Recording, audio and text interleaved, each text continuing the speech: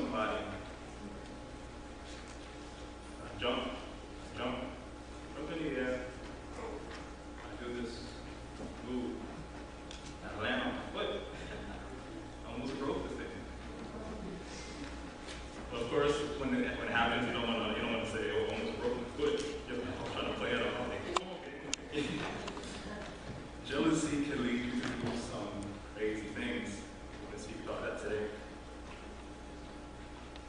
I haven't spoken too many times before, but what I've learned is that you gotta stick to Scripture. Amen. So that's what we're going to do. If you open your Bibles to Genesis chapter 4.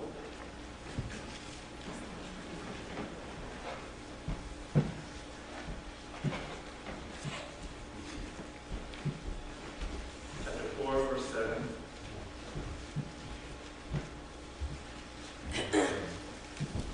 This is, chapter 4, verse 6 and 7. This is the Lord speaking to Cain. He says, the word says, "So the Lord said to Cain, why are you angry, and why has your countenance fallen? If you do well, will you not be accepted? And if you do not do well, sin lies at the door, and its desire is for you, but you should rule over it." In Hebrew, it says the same thing, but a little bit different. "And he said, the Lord, to Cain, why do you burn with anger? And why has your face fallen? If you do good, accept it. But if you do not do good at the entrance, sin lurks. And toward you is its longing, but you have dominion over it." I went to another author also, many people have different translations. They say, what does this anger mean? If you do good, you can hold up your head. If you do not do good, sin is a demon lurking at your door. He wants you, but you can beat him. I took to say that you have control over the situation. I'm going to go into exactly what that means. But in order for us to understand what God is saying, we have to do some history. And my professor, he's telling me that there are 4 parts of the presentation. You have history, you have identity, you have prophecy, and you have message. So we're going to go into history here. And what do we see? We see Adam and Eve being thrown out of the garden. What did they do?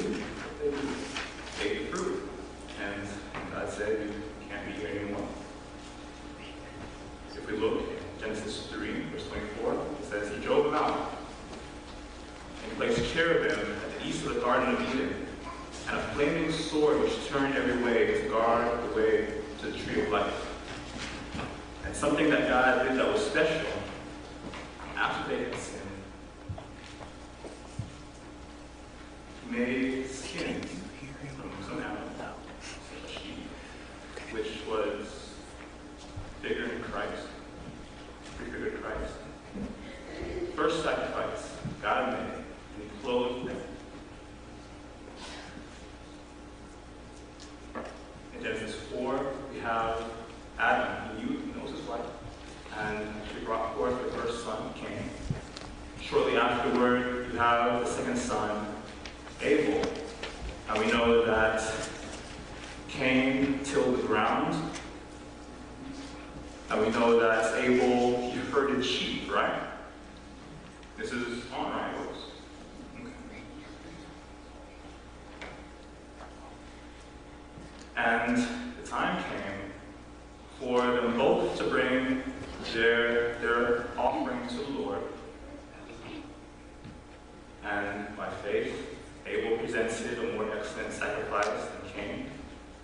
But Cain's sacrifice, which we don't really pay attention to, but God had cursed the ground before Cain brought his sacrifice. God had cursed the ground. When he spoke to Adam, he said, "Cursed is the ground for your sake, and toil you shall eat of it all the days of your life. Both thorns and thistles it shall bring forth for you, and you shall eat the herb of the field. In the sweat of your face you shall eat bread, till you return to the ground. For out of it you were taken, for dust you are, and bless we shall return. So Cain's job, it wasn't an easy job. And even at that time, we know that the animals were not cursed yet, not until Noah left the ark, and God said he would put the fear of the animals,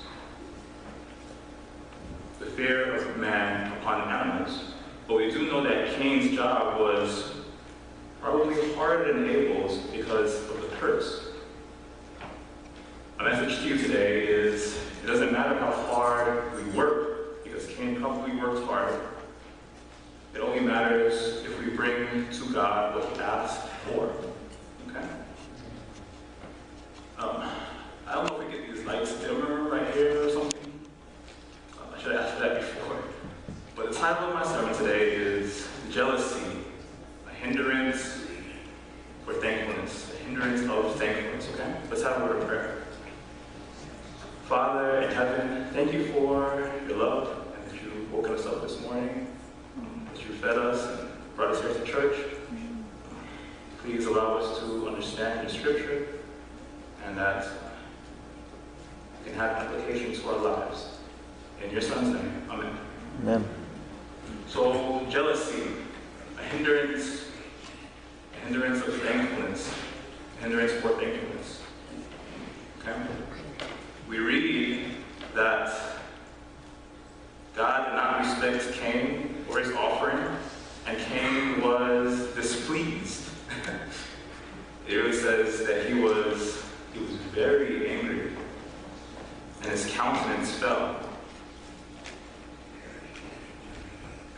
Today I'm going to talk to you about just a few things. I'm going to point out the different types of sin found in the Old Testament. I'm going to talk about God and his message to Cain, what he said to Cain. I'm going to talk about how God puts characteristics to sin. Then I'm going to speak a little bit about Cain's response. And then finally, I'm going to say the message, our message today, and then we'll be finished. Now, the anger that God was talking about here, it says, why has your face become hot? And we know how it feels when we've done something shameful, we're embarrassed, and all the blood rushes to our head. It's defined as a painful emotion caused by consciousness of guilt. Cain knew that he had done something wrong when he offered the fruit. It's not what God had asked for. And his anger, instead of being turned on what he had done and to make a better sacrifice, he went over to his brother. We're going to talk about that later. Before we go deeper, I want to talk to you about the 4 different types of sin found in the Old Testament. Okay? There is shataf, which is an attitude. It's a bad attitude, cause for sloppiness or for messiness. It's missing the mark. Okay? We also have awan, which is this intention to do something evil. Then we have pisha, which is a rebellion. Not only is it that you've done something wrong, but then when the authority comes to say you've done something wrong, you resist the authority. It's rebellion. And finally we have risha, which is wickedness. It's not only that you're doing something wrong, but that you hate everybody that's doing right. Okay? And we see Cain here, and we read from another author that he had been fostering these bad thoughts in his heart. And this sacrifice, it was just an expression of what he was thinking, that he was good enough. He didn't have to point to Christ and his sacrifice. We have here a bad attitude first. And we have rebellion, because when God said good? Will you not be accepted? Cain's heart was still hardened. God comes to him in mercy as he comes to us all, asking some type of explanation. How thinkest thou? And the way that God shows sin here, it's as a beast. The first type of sin that Cain was guilty of was this missing the mark. God came to him in mercy. He says, if you do good, will you not be accepted? But if you do not do good, sloppiness, missing the mark, is right outside of your door. And it desires to have you. And these words that God uses here, this lurking outside of the entrance of your heart, of your mind, this desire to have you, I thought about it as an animal.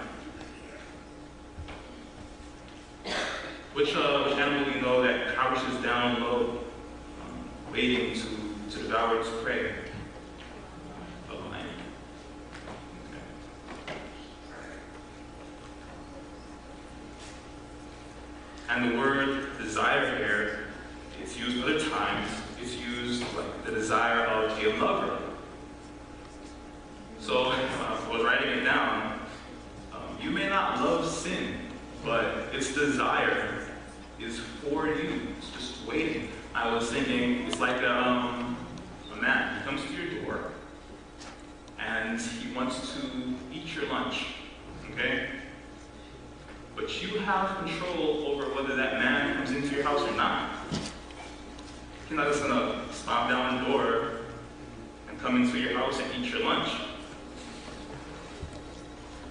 What he says here is, in some translations it says, you must master it, or you must have dominion over it. But I looked closely at it, and maybe you can correct me if I'm wrong. What it says is, you have dominion over it. You control whether that bad attitude comes into your heart or not. You have control over it. You have dominion over it. And Jesus tells us in Luke 11, you can turn your Bibles with me.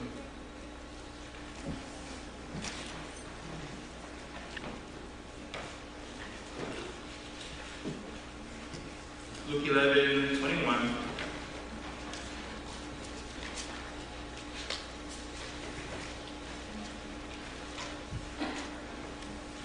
It says, when a strong man, fully armed, guards his own palace, his goods are at peace. But when a stronger than he comes upon him and overcomes him, he takes from him all his armor in which he trusted and divides his spoils. My message to you today is this very simple one. If we ask Jesus into our hearts, he is the armed man. He has the keys of life and death. And he stands at the door, and sin comes with its bad attitude to eat all our lunch. But Jesus stands at the door. If we let him in, right? Let Jesus in and not the sin that lurks outside. But what do we have as Cain's response? Instead of listening to the Lord and going back and reevaluating himself, he goes to his brother with his bad intentions, with his rebellion, and it moves from this bad attitude, it moves from this, maybe this in-heart rebellion to this outright wickedness. Not only does he hate God, but he also hates the person who's doing God's work, the one that was pointing to Jesus. So this bad attitude came from something maybe not small, but something on a lower degree, to this outright reached up, which is the hatred of God's people. What does Cain do? An author that I was reading this week expressed that when Abel offered his sacrifice, his offer was his absolute best, pointing to Christ, our Messiah, our sacrifice. But Cain, on the other hand, he did not show Jesus in his sacrifice. And his frowning face, his frowning face, was a testament that he had no desire to do God's will. And I thought about this to myself, because I frown sometimes. Does my frown mean that I have no desire to do God's will?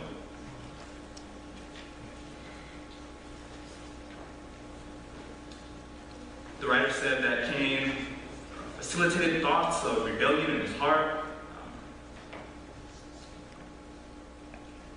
This bad attitude festered into hatred, and Jesus gives us a message very clearly in Matthew.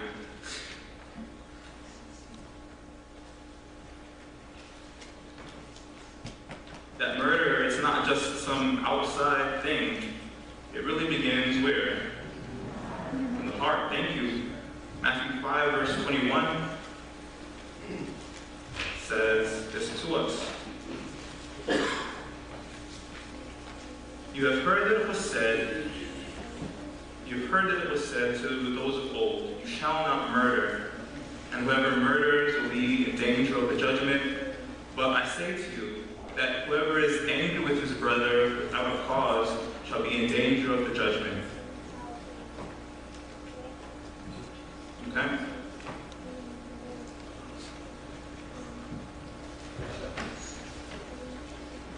Not only those who go out and kill their brother, as Cain did, but those who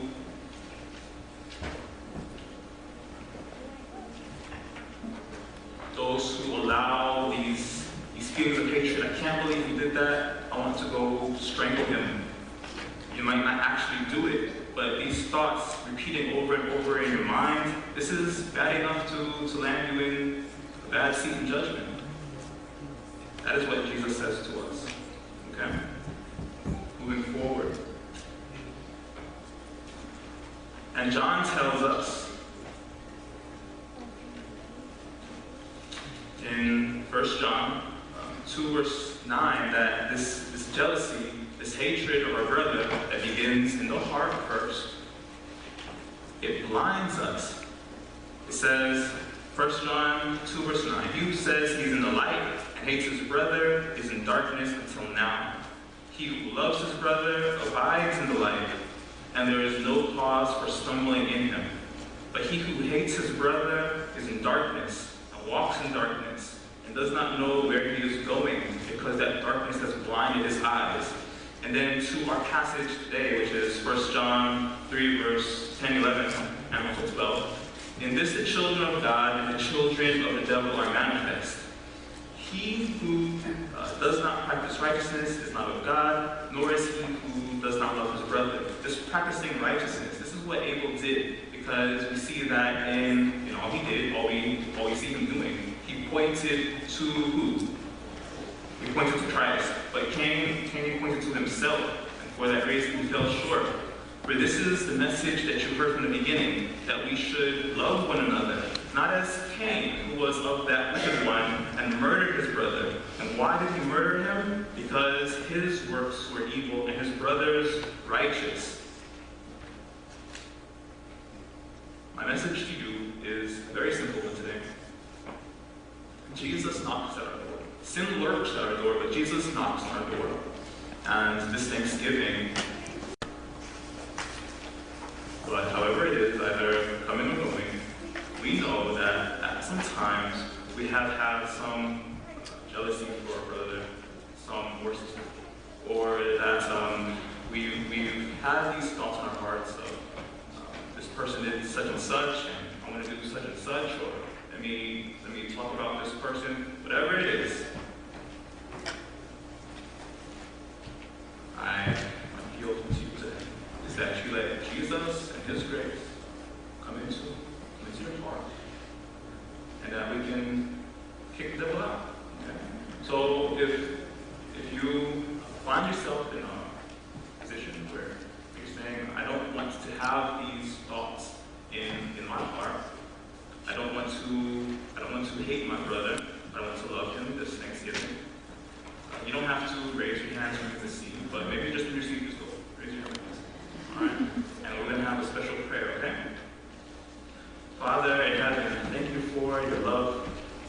that you have given us your scripture.